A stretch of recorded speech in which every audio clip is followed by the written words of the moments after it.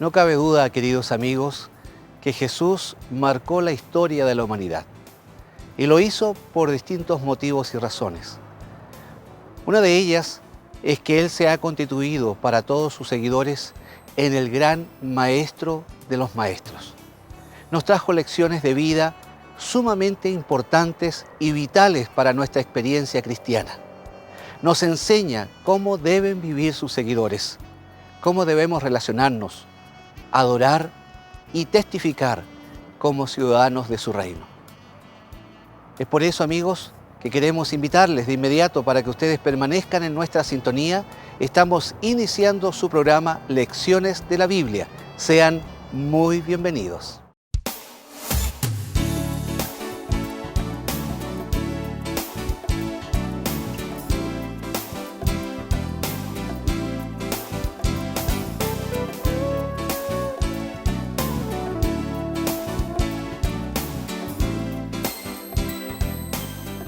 Y se admiraban de su doctrina, porque su palabra era con autoridad.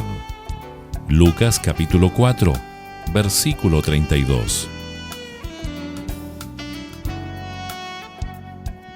Queridos y apreciados amigos televidentes de Nuevo Tiempo, sean ustedes nuevamente bienvenidos a nuestro programa Lecciones de la Biblia.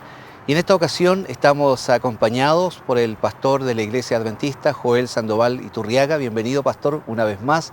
Estamos felices de tenerlo con nosotros, sobre todo porque vamos a tocar una temática que creemos que es de gran importancia para nuestros amigos. Así es. Muchas gracias nuevamente por la invitación. Contento de compartir estos mensajes del libro de Lucas en este capítulo.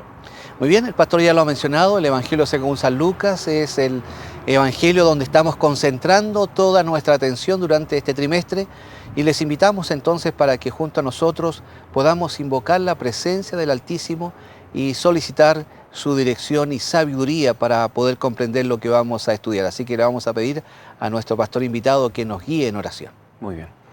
Querido Padre, muchas gracias nuevamente te damos porque podemos estar reunidos con nuestros amigos desde sus hogares para que el Espíritu Santo pueda transformar nuestras vidas por medio de los mensajes que vienen de tu palabra para tener, Señor, esperanza, ánimo y por sobre todas las cosas sentir tu amor para cada uno de nosotros. Te damos gracias en el nombre de Jesús. Amén, Señor. Amén. Bueno, mucho se puede decir con respecto a la forma como Jesús desarrolló su ministerio y cómo este ministerio marcó la vida no solamente de sus discípulos, sino que también de toda la humanidad, si lo podemos mencionar de esta manera.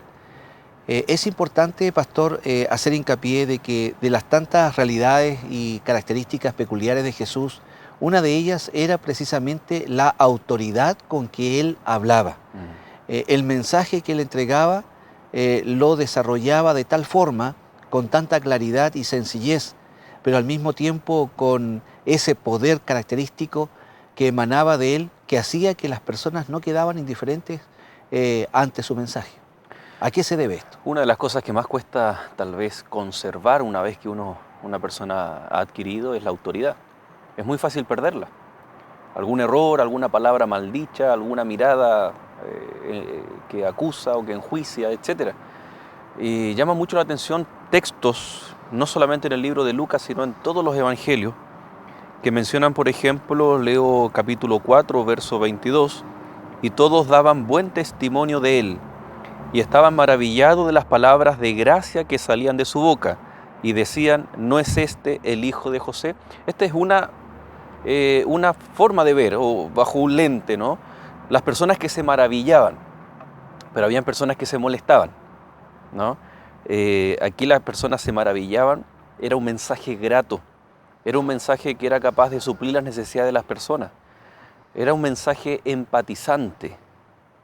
Pero en la otra vereda estaban los fariseos, los escribas, los líderes o dirigentes religiosos que tal vez reconocían la autoridad de los mensajes de Jesús porque eran mensajes bíblicos. Lo que no aceptaban era cuando Jesús se los aplicaba a sí mismo.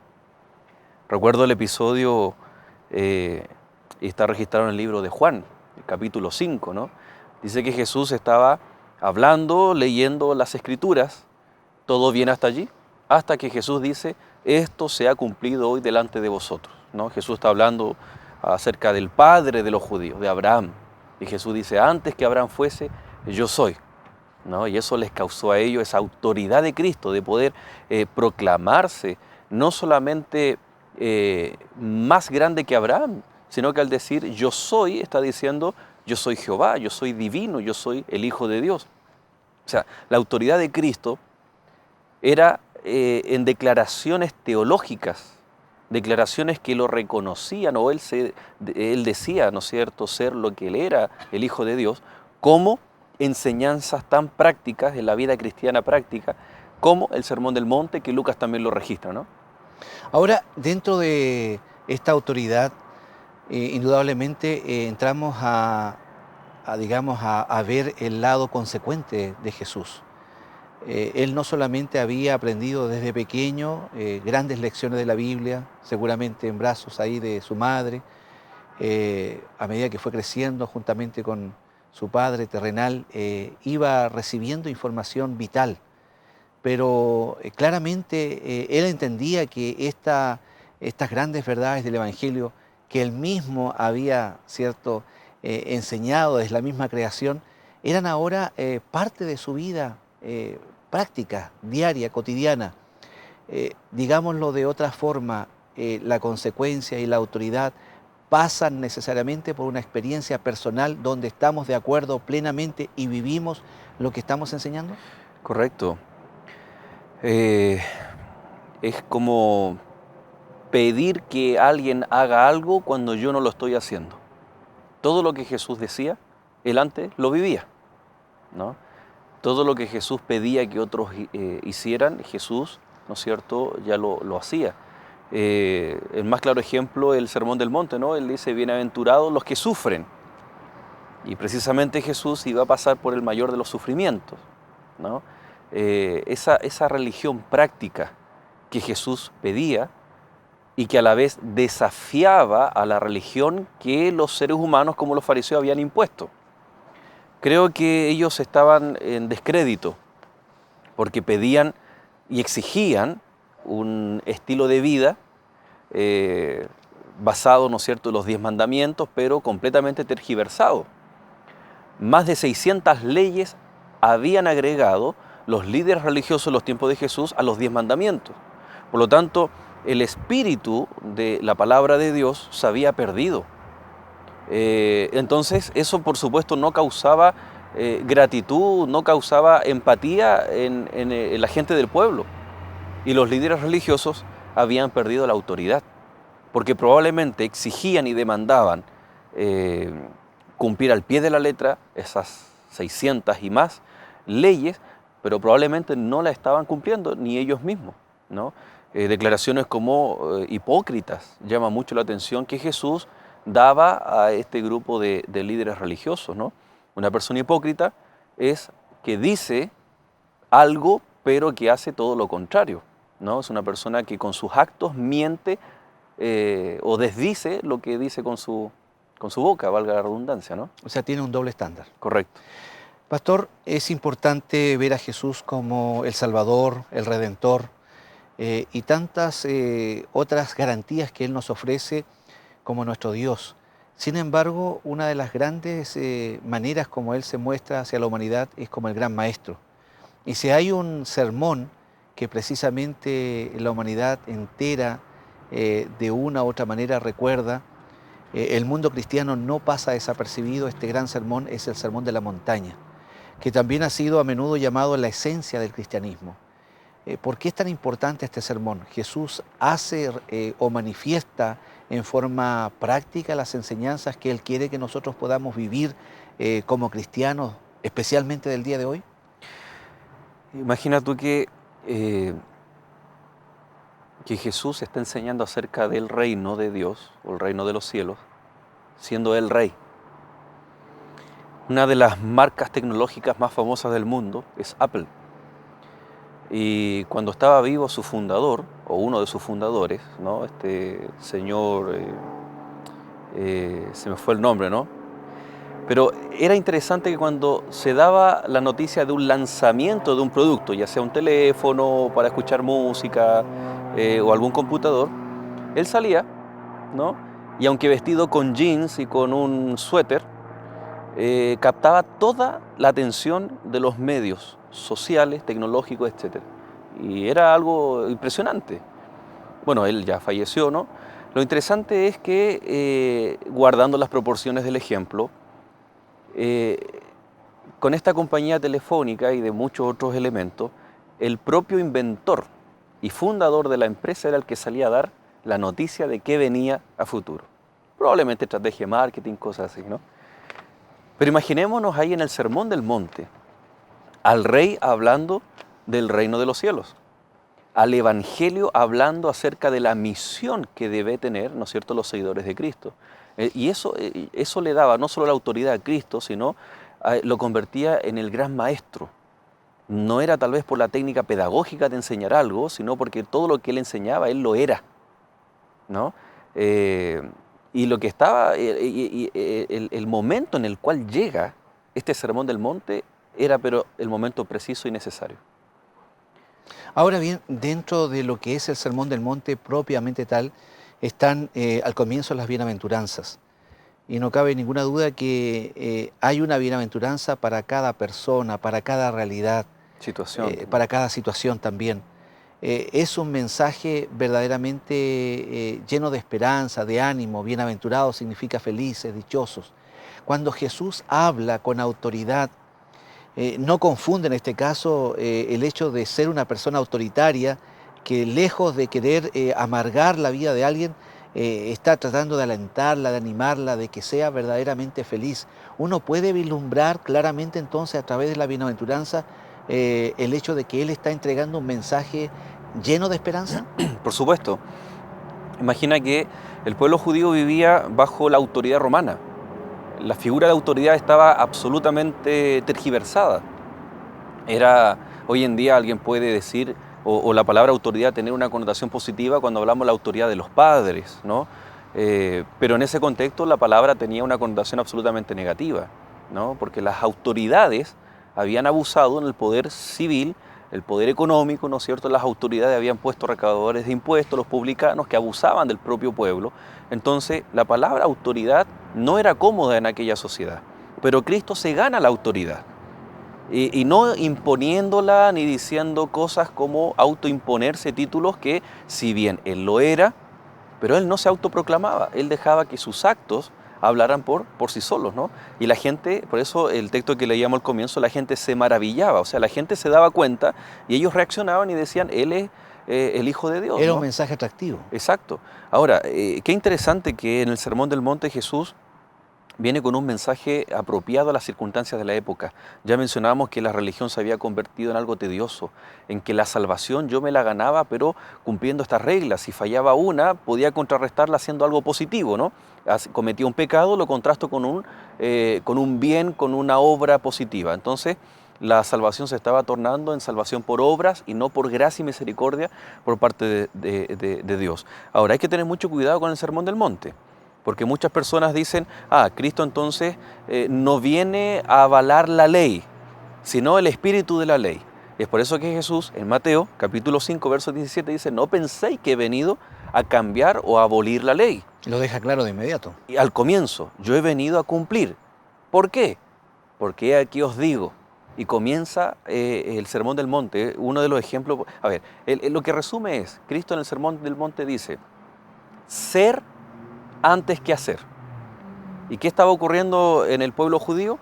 Estaban haciendo, pero no estaban siendo. Por eso Cristo dice, sed la luz del mundo, sed la sal de la tierra, sed pues perfecto como vuestro Padre Celestial es perfecto. O sea, las personas estaban haciendo mucho, pero no estaban reflejando con su esencia, con su ser. Entonces el Sermón del Monte se transforma también en un llamado para nosotros, porque están los dos extremos, ¿no? Probablemente hayan personas que abundan en hacer cosas buenas. Y está el dicho, y mal dicho, ¿no? Refrán, esta persona es tan buena que tiene el cielo ganado. Es que no se trata de ganarse el cielo haciendo cosas buenas. Y el otro extremo es, no, yo soy muy buena persona, ¿no? Yo soy cristiano y con eso basta, y cierro la puerta y no le abro a nadie, no ayudo a nadie tampoco, ¿no? Entonces hay varios ejemplos que el libro de Lucas también tiene un ejemplo exclusivo para aquello que decimos ser, se tiene que reflejar también en el hacer. Ahora, tomándonos especialmente del último ejemplo que acaba de entregar de alguien que manifiesta ser cristiano, pero no está dispuesto en la práctica a ser una persona que se relacione adecuadamente con los demás. En las grandes enseñanzas de Jesús hay un común denominador, que es el amor a Dios y el amor también al prójimo. Y amar como nos amaríamos a nosotros mismos. Hay ahí también la gran columna vertebral del mensaje de Jesucristo, que se basa principalmente en este gran don que Él mismo nos entrega, que es el amor incondicional que debemos también tener hacia Él, así como Él lo tiene para con nosotros, y por supuesto eso se debe reflejar en el amor al prójimo. Por supuesto, es incongruente decir amar a Dios y aborrecer al prójimo. Hoy en día nos confundimos en que hay palabras como tolerar, debemos todos tolerarnos o somos todos iguales. Y es cierto, ese es un mensaje bíblico, somos todos iguales ante Dios. Pero muchas veces nuestros actos van a determinar que si Dios me recibe, por supuesto que incondicionalmente, pero nunca va a aprobar algo que tal vez es pecado, ¿no? O sea, Él nos salva no, como dijo alguien por ahí, de nuestros pecados, o sea, no nos salva en nuestros pecados, sino de nuestros pecados. Correcto. Y lo que debemos hacer es amar a Dios y amar al prójimo, pero el amar al prójimo no muchas veces significa avalar lo que mi prójimo hace sabiendo que es algo que está contrario a los principios de Dios. Entonces, ¿por qué menciono esto? Porque hoy en día vivimos en una sociedad en donde hay demandas y contrademandas por discriminación y cosas por el estilo. Los hijos de Dios no somos llamados a discriminar, somos llamados a mencionar el pecado por su nombre, los actos pecaminosos, pero somos llamados a amar al prójimo. Entonces es una línea muy delgada en donde se puede prestar para confusión, para mala interpretación. Nosotros debemos lidiar con esos sentimientos encontrados. Aborrezco lo que haces porque no está de acuerdo a los principios de Dios, pero aún así te sigo amando. Puede ocurrir, por ejemplo, en el caso de un padre, cuando un hijo comete un error, y ese error le lleva a consecuencias que tal vez son gravísimas. Pero esa es la realidad que nosotros tenemos y que Dios la refleja, ¿no es cierto?, por medio de ese consejo muy sabio. Ama a Dios, pero también ama a tu prójimo. Muy bien, una relación vertical, pero también horizontal. Horizontal. Bien amigos, vamos a hacer una breve pausa en este instante. Queremos invitarles para que ustedes puedan permanecer en nuestra sintonía. Vamos a seguir ahondando sobre este tema, especialmente sobre la autoridad con que Jesús hablaba como el gran maestro y cómo esta autoridad puede afectar favorablemente tu vida, la vida mía, del pastor y de cada uno de los que nos dejemos guiar por la presencia de Dios a través de su Espíritu. Vamos a una breve pausa y ya regresamos junto a ustedes.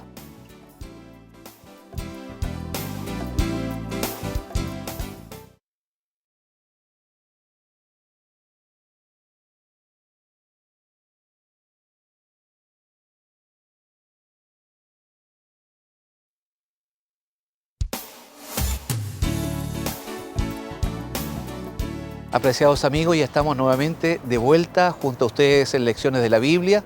Estamos tratando un tema tremendamente vital e importante, como es precisamente ver a Jesús como el gran maestro de nuestra vida. Y bueno, y hablando acerca del tema, fuimos a la calle a preguntar a los transeúntes qué es lo que piensan ellos, a quién ven como si tienen algún maestro o alguna guía en particular, alguna persona que les ha ayudado mucho en su vida. Bueno, ellos contestaron lo siguiente que vamos a escuchar a continuación. Mi abuelo, porque es un ejemplo de hombre. ¿En qué sentido? En todo sentido, en sentido moral, en sentido espiritual, en sentido paterno, de amor. Patricia Ninat, una profesora de matemática y que somos muy amigas actualmente. ¿Cómo es? ¿Qué recuerda? ¿Qué características mía? Todo el trabajo social que hicimos en el colegio cuando yo era alumna. Sí, mi profesor de matemática puede ser, yo creo. porque él hizo la forma, digamos, que tenía de enseñar, hizo que yo estudiara lo que estoy estudiando ahora, que es Ingeniería Civil Mecánica. No tengo, lo siento. Sí, mi profesor. Sí. Él, excelente persona, excelente profesor. Me marcó mucho porque me enseñó muchas cosas muy buenas y que ahora las estoy practicando en la vida. Interesante la respuesta, pastor, porque como que la mayoría se inclinaron hacia el ámbito más bien educacional. Tenían ahí su profesora, profesor, que marcó las vidas de cada uno de ellos. ¿Por qué será que como que se fueron todos a esta línea en particular y prácticamente nadie mencionó a alguien que hubiese sido una guía del punto de vista espiritual? Claro, porque la pregunta era abierta, ¿no? Un maestro o un guía. Y yo creo que es propio de nuestra idiosincrasia, nuestra cultura. Occidental, ¿no? Occidental, a diferencia de la cultura oriental, donde los maestros, los que enseñan, no son solamente el que está en cuatro paredes en un aula de clases, sino que se le da mucho valor a aquella persona que tiene muchos años de vida y que tiene también un bagaje donde puede enseñar y aportar a aquellos que vienen, los más jóvenes que vienen aprendiendo. Incluso a veces sin un grado académico. Exacto. Yo creo que esa cultura refleja mucho lo que Cristo estaba tratando de enseñar. O sea, Él fue reconocido como el gran maestro, a diferencia de otros, como Saulo, que se sentó a los pies de un maestro. O sea, tuvo una educación formal, llamémoslo así. Cristo era el gran maestro, pero era como la guía espiritual, no necesariamente un pedagogo o, en este caso, ¿no es cierto?, alguien que es profesional en el área educativa. Entonces, interesante que, ¿será que cada vez hay menos de estos maestros espirituales o guías que son personas sabias, que no necesariamente son profesionales en alguna área académica, pero son personas sabias, ¿no? Hubiese sido interesante haber escuchado a mi abuelo, alguna apreciación en ese sentido. Claro. Ahora, tal vez podríamos ver que cada persona podría transformarse en un maestro para otros, a veces sin darnos cuenta. Hay gente que puede estar viendo a tal o cual persona, en particular le gusta su forma, su manera de ver la vida, de proyectarse, su accionar, y no percibimos que podemos estar siendo una influencia, ojalá, obviamente, favorable para otros. Bueno, el apóstol Pablo dice, sed imitadores de mí, así como yo de Cristo, y da la impresión que fuera una cadena, ¿no? Que los cristianos debiéramos influenciar en la vida de otras personas para, no por lo que somos o lo que tenemos, sino lo que Cristo es en nuestra vida, ¿no? El reflejar, el testificar a Cristo Jesús. El Señor eso, como decíamos en el bloque anterior, eso transmitía, ¿no? Lo que Él era. Lo que él vivía lo transmitía a las personas, ¿no? Y eso cautivaba, eso lo convirtió en un gran maestro con autoridad. Hoy día hay mucha gente que está desencantada de la religión y precisamente de las personas que siguen algún patrón ya más formal en cuanto a algún tipo de creencia. Me imagino, y no es muy difícil sacar la conclusión de que parte de esto es precisamente porque no hay una congruencia exacta, una relación coherente entre lo que se enseña y lo que finalmente se vive como práctica. Es un peligro constante esta realidad. ¿Cómo podemos liberarnos de aquello? Porque tarde o temprano cualquiera de nosotros puede estar viviendo una experiencia tal. Bueno, en Chile me imagino que en países hermanos también de Sudamérica deben conocer el dicho, ¿no? Ese padre gatica, ¿no? Alguien que predica, pero no practica. Pero no practica. Yo creo que es la peor forma de llevar el cristianismo.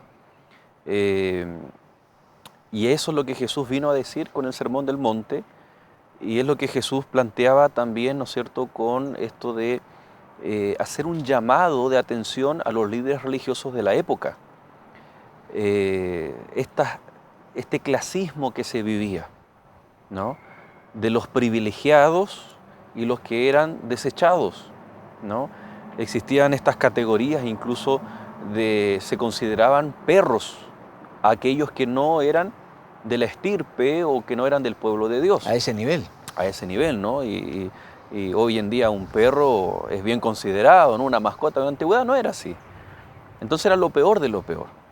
Y cuando Cristo viene, se gana esta autoridad porque no solamente le da tribuna o invitación a los líderes religiosos para que ellos pudieran entender y convertirse, como el caso de Nicodemo, José de Arimatea, sino que Jesús va a un lugar muy interesante que son los desechados, las personas, ¿no es cierto?, y los invita.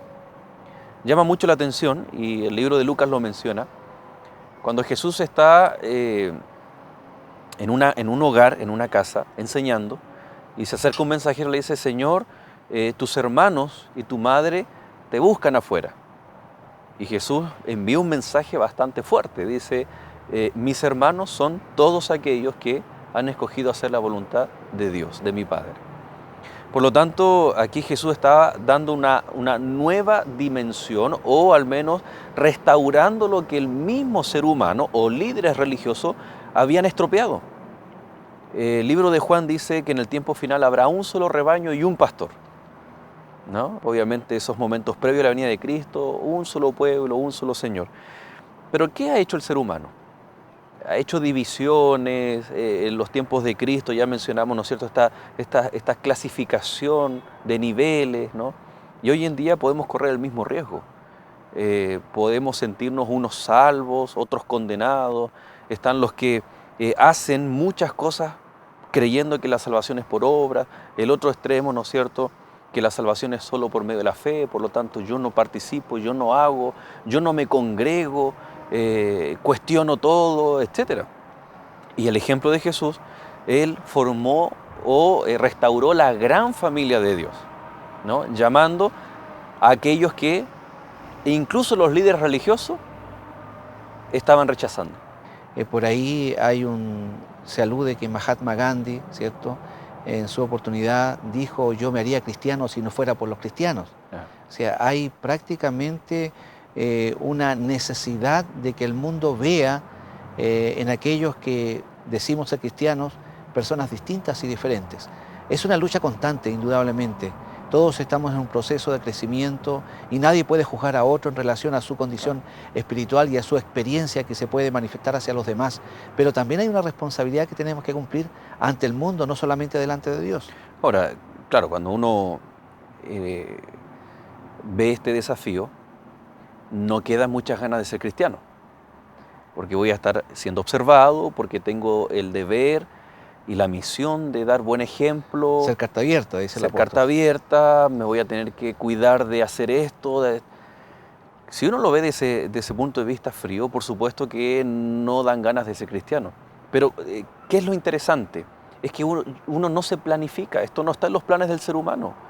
Esta es una obra interna del Espíritu Santo y es un proceso natural. No es un forzarse a. Exacto, cuando yo acepto a Cristo Jesús, mi vida cambia.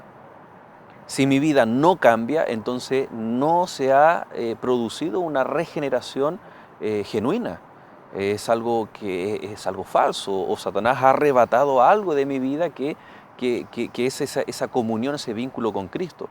Por lo tanto, yo creo que el testificar, el que mi vida sea coherente, mis actos con lo que yo digo ser, debiera ser un proceso natural en el cual yo no estoy preocupado. El cuidarme, de hacer algunas cosas que deshonran a Dios, yo no lo hago, o yo tal vez, no sé, cuando mi hijo crezca me dice: papá, ¿yo por qué no puedo hacer esto?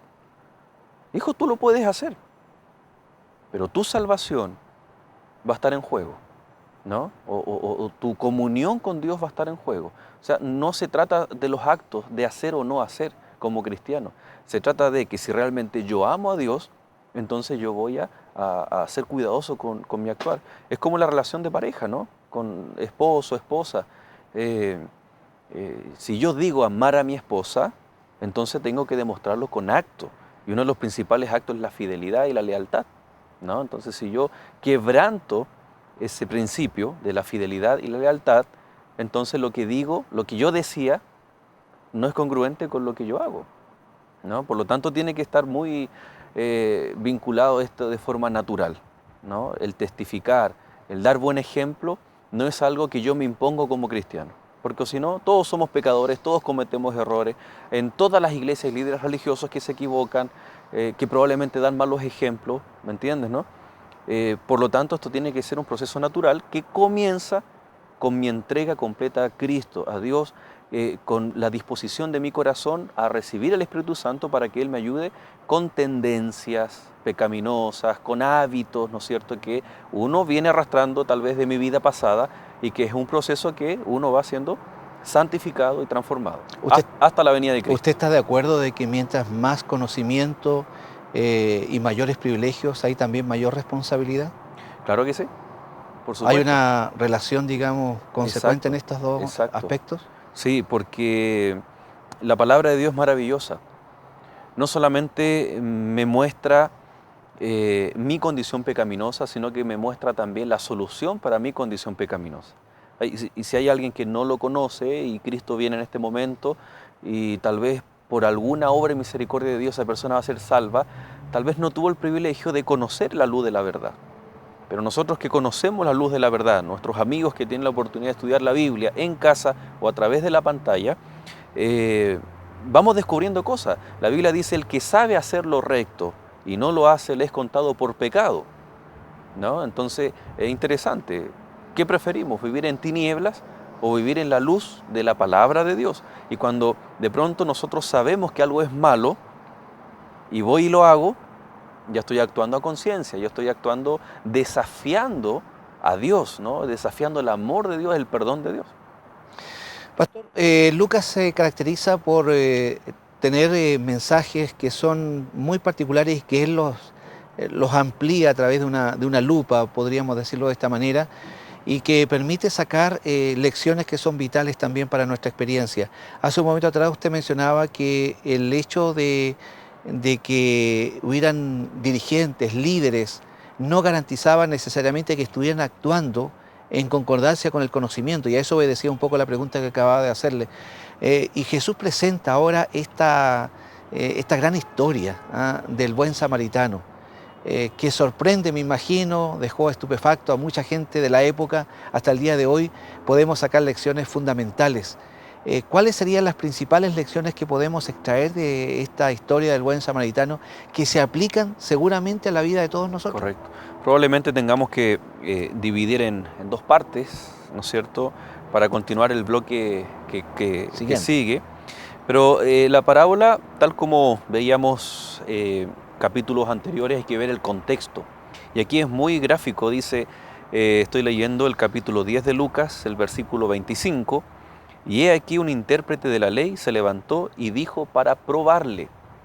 Interesante, la motivación ya de un líder religioso. Maestro, ¿haciendo qué cosa heredaré la vida eterna? ¿No? Y Jesús responde, ¿qué está escrito en la ley? ¿Cómo lees? Aquel respondió y dijo, amarás al Señor tu Dios con todo tu corazón y con toda tu alma y con todas tus fuerzas y con toda tu mente y a tu prójimo como a ti mismo. En otras palabras, este líder religioso tenía el conocimiento, sabía.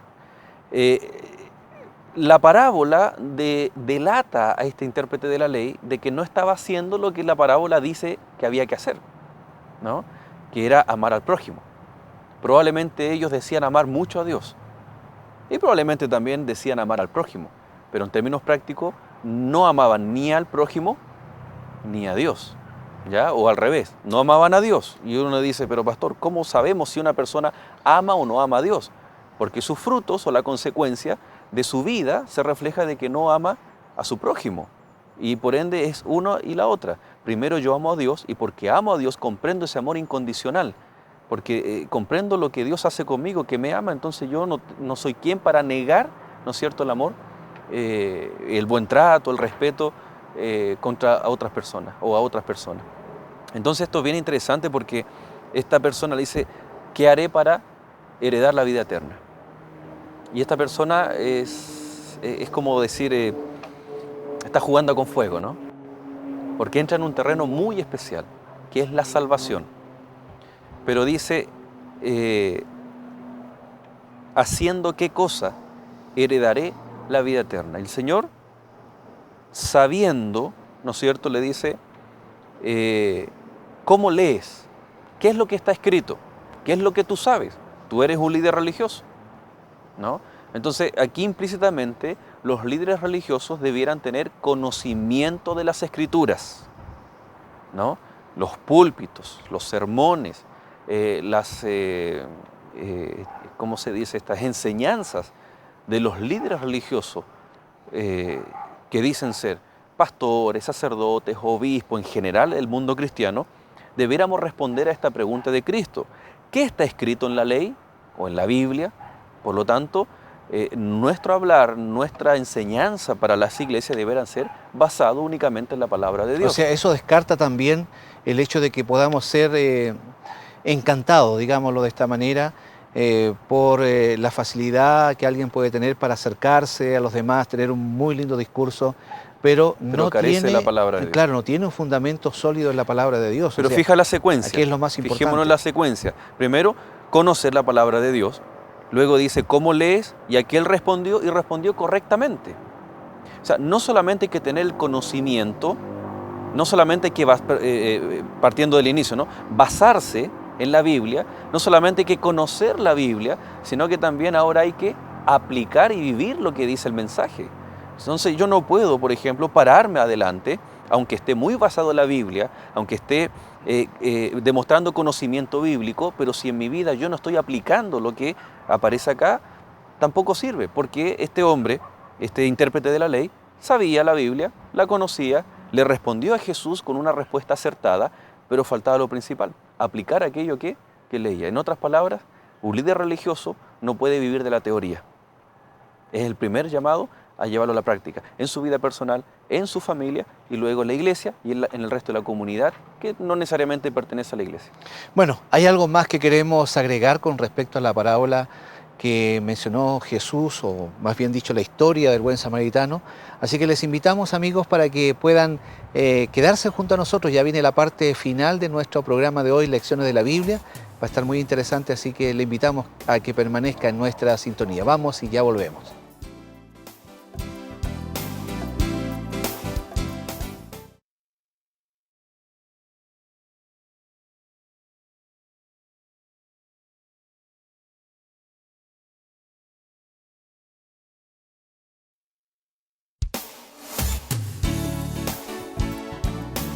Amigos televidentes, estamos nuevamente de vuelta junto a ustedes para la parte final de nuestro programa de hoy, Lecciones de la Biblia.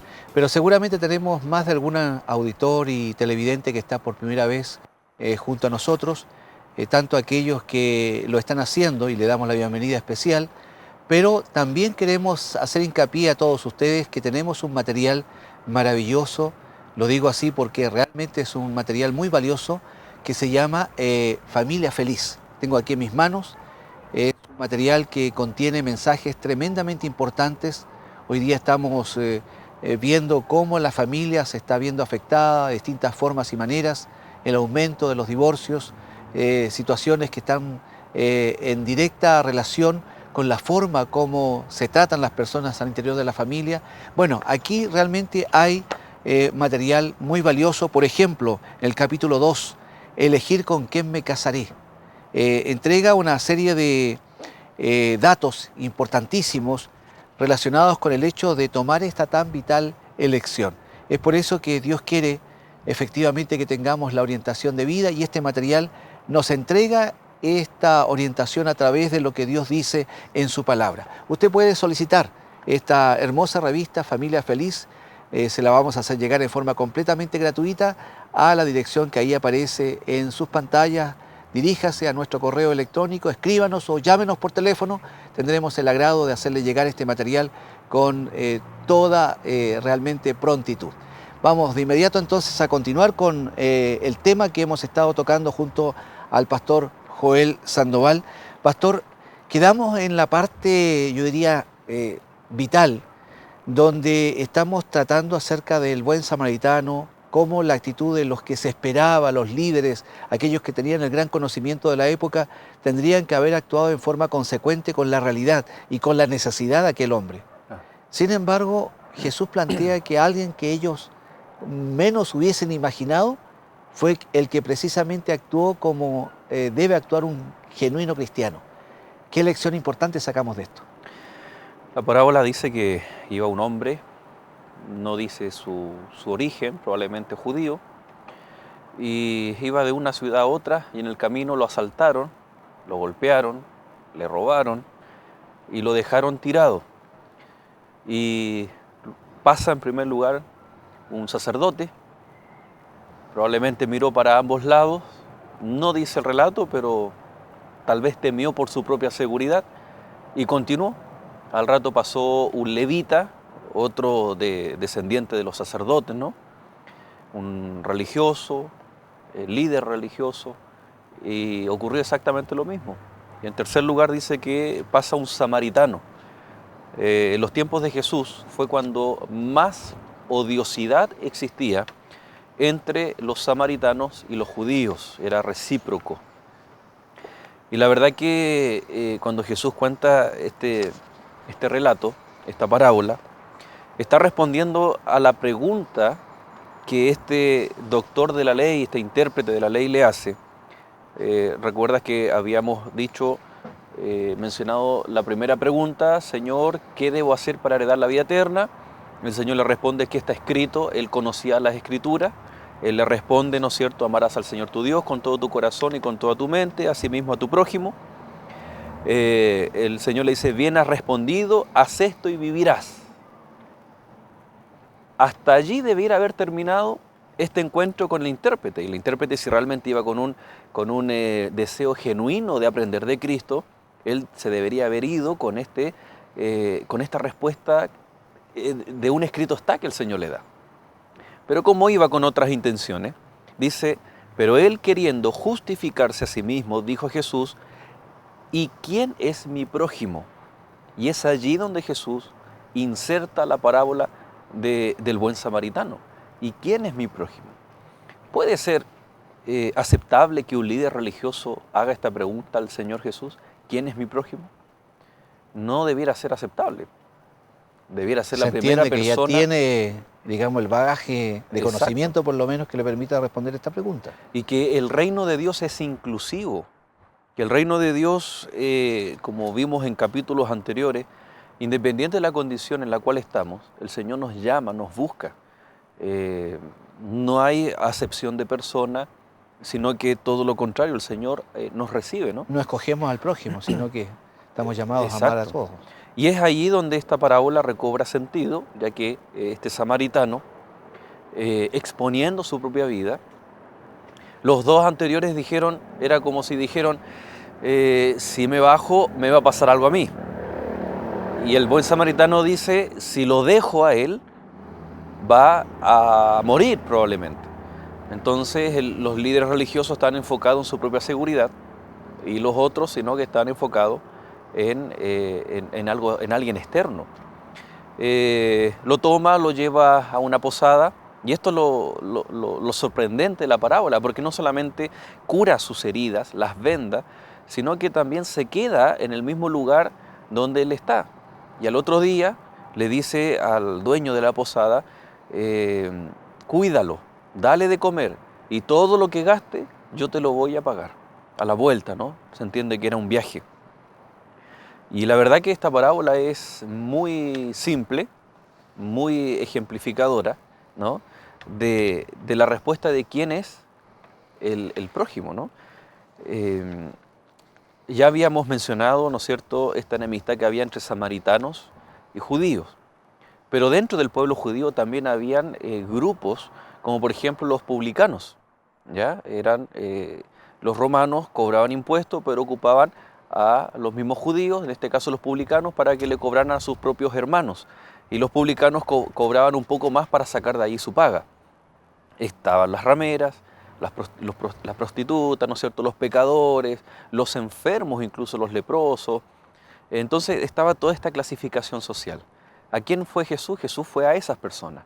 Por ejemplo, dice la Biblia en Lucas capítulo 5, verso 27, Jesús llama a Leví Mateo, no solamente a aceptar la verdad del reino, sino a ser uno de sus discípulos. En otra ocasión, Jesús recibe el pedido de un centurión romano, odiado también por los judíos. Y Jesús, siendo judío, él va, ¿no es cierto?, a la casa, y este hombre dice, Señor, no soy digno de que vengas a mi casa. Entonces, en otra ocasión, Jesús cuenta en Lucas 14 la parábola de los invitados a la cena. Habían personas que les correspondía venir a la cena, eran los invitados.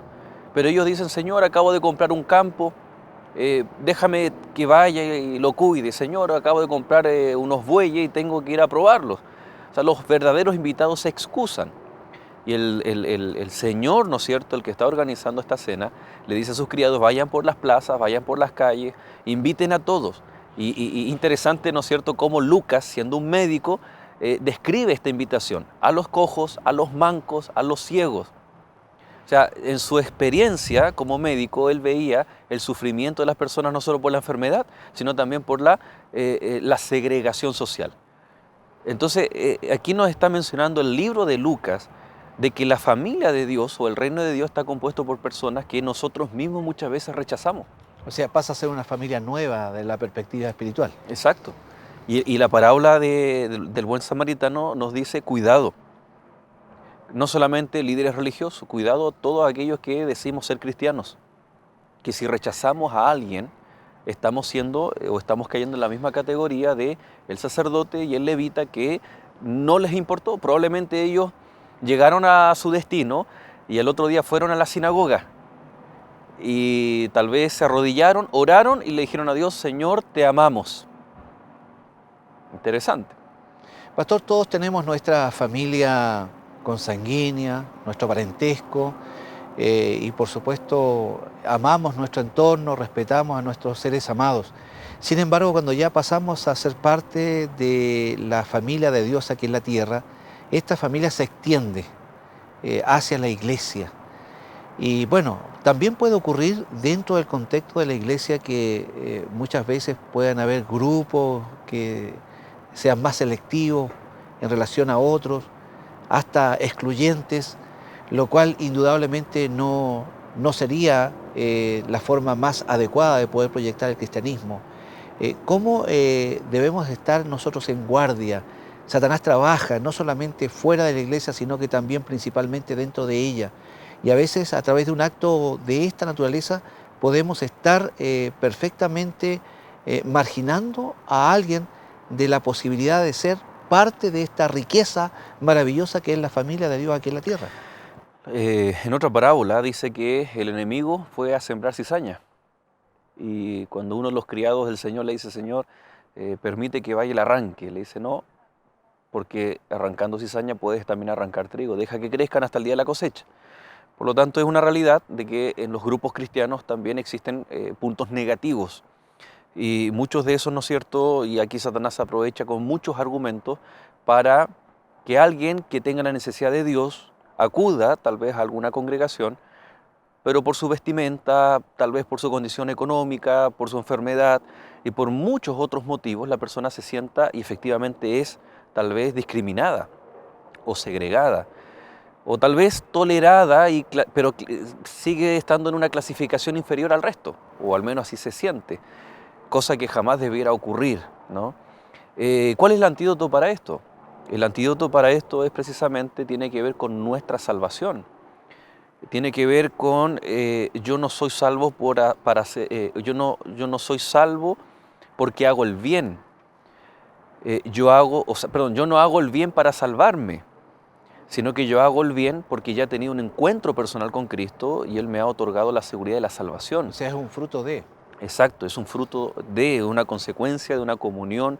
Entonces, cuando lamentablemente existan estas situaciones, probablemente esas personas están desconectados de la salvación que es Cristo Jesús. O sea, estarían revelando, en otras palabras, un grado de inmadurez cristiana que no permite que efectivamente los demás vean un atractivo especial en un ambiente tan unido que debiera ser, digamos, la iglesia o el pueblo de Dios.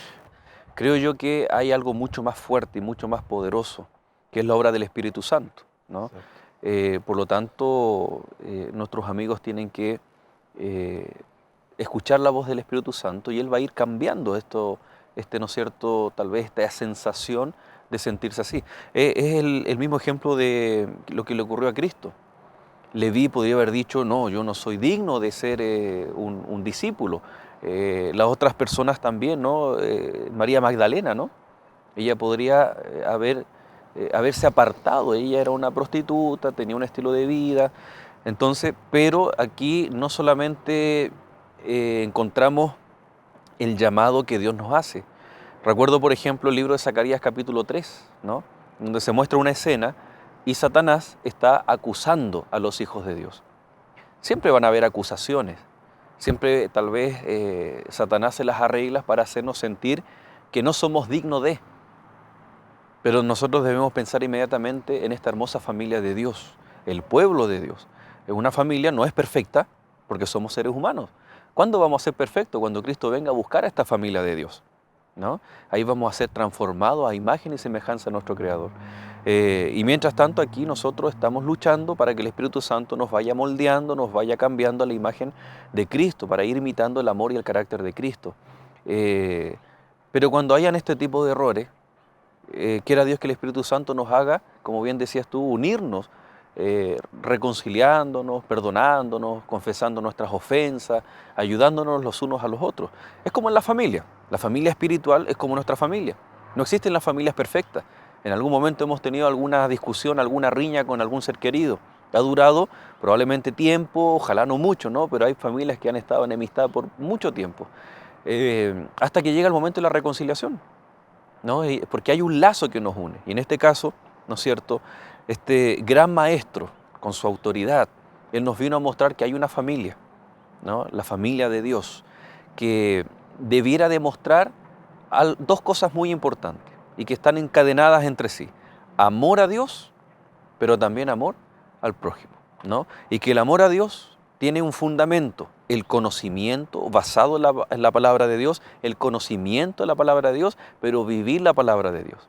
Pastor, tomándonos finalmente de la parábola precisamente del buen samaritano, que muestra más que cómo podemos ser salvos, sino más bien cómo deben vivir los que ya son salvados, y creo que de alguna manera se grafica esto en la experiencia de cada uno de los protagonistas de esta historia. ¿Qué mensaje usted entregaría a nuestros amigos televidentes, especialmente a aquellos que a lo mejor se han sentido un poco marginados o han sentido que no han actuado adecuadamente frente a tal o cual situación? Hay un mensaje positivo de parte del Señor, del gran Maestro, y que es necesario escuchar. Correcto. Jesús en el libro de Juan dice que Él conocía el corazón humano, y probablemente Jesús podría, o desde una visión humana, podría haber escogido a otras personas para ser sus seguidores, otros más capaces, con mayor conocimiento, personas más hábiles. Pero el Señor escogió a aquellos que tal vez la sociedad rechazaba, aquellos que tal vez no se destacaban, aquellos que tal vez incluso se sentían traidores, estaban enfermos, tal vez con problemas en sus vidas. Pero a aquellas personas el Señor llamó, porque conocía el corazón, y era un corazón dispuesto. Probablemente, querido amigo, nosotros no seamos los mejores, y lo más seguro es que hay personas mucho más capacitadas y mejores que nosotros, pero es a ti a quien el Señor está llamando, porque Él conoce tu corazón, porque tal vez está viendo tu corazón dispuesto, y somos nosotros que vemos todos nuestros problemas, limitaciones, obstáculos que autoimponemos para venir al Señor. Hoy el Señor te llama para que seas parte de esta hermosa familia, la familia de Dios, en donde todos somos llamados, independiente de la condición en que estemos. Bien, amigos, estamos ya finalizando el programa de hoy de Lecciones de la Biblia. Por supuesto, con una especial gratitud a cada uno de ustedes que han estado ahí compartiendo este mensaje junto a nosotros. Queremos dejarles desde ya invitados, Dios mediante, para el próximo programa, y por supuesto que sigan conectados directamente con toda la programación de lo que es el canal Nuevo Tiempo. Que Dios les bendiga. Gracias, Pastor, por habernos acompañado, y será hasta la próxima.